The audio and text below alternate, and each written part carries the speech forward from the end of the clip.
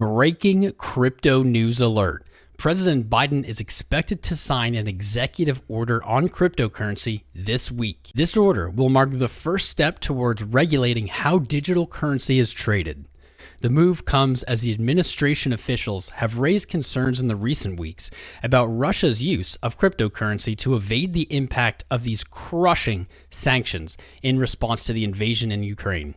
The sanctions have set the ruble to historic lows and have closed the country's stock market completely. Two people familiar with the process said the executive order on cryptocurrency was expected to be issued this week, and it had been in the works long before the war.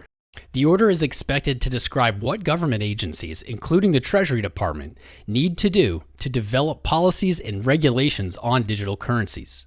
It is expected to include a request from the State Department to ensure that American cryptocurrency laws are aligned with those of U.S. allies, and will ask the Financial Stability Oversight Council, which monitors the stability of the U.S. financial system, to study illicit finance concerns. Additionally, the order will explore the possibility of a new CBDC, or central bank digital currency.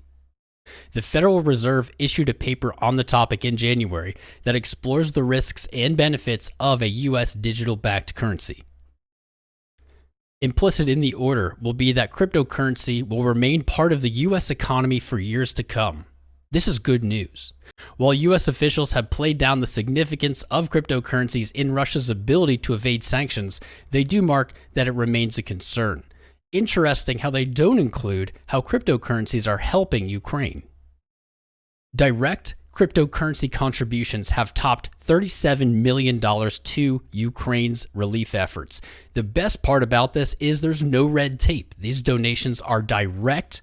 There's no middlemen taking out pieces. There's no corruption along the way, eating away at that potential impact. Guys, keep pushing forward.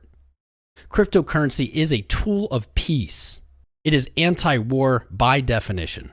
Let's continue to push this narrative and not allow government agencies to taint the good that's being done here.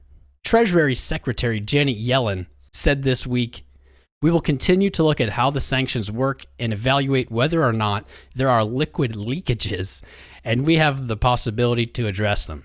I often hear cryptocurrency mentioned, and that is a channel to be watched." No duh. A senior administration official said the president's national security team has already been on the lookout for the use and creation of front companies and alternative financial institutions that Moscow might try to employ to get around these sanctions. Crypto is one of the several spaces that the Biden administration is looking to shore up as it tries to make certain that sanctions on Russia have maximum impact. The officials said past experiences in Iran and Venezuela with sanction evasion are informing the administration's efforts. Additional export controls and new sanction targets are also expected to be unveiled in the days and weeks ahead.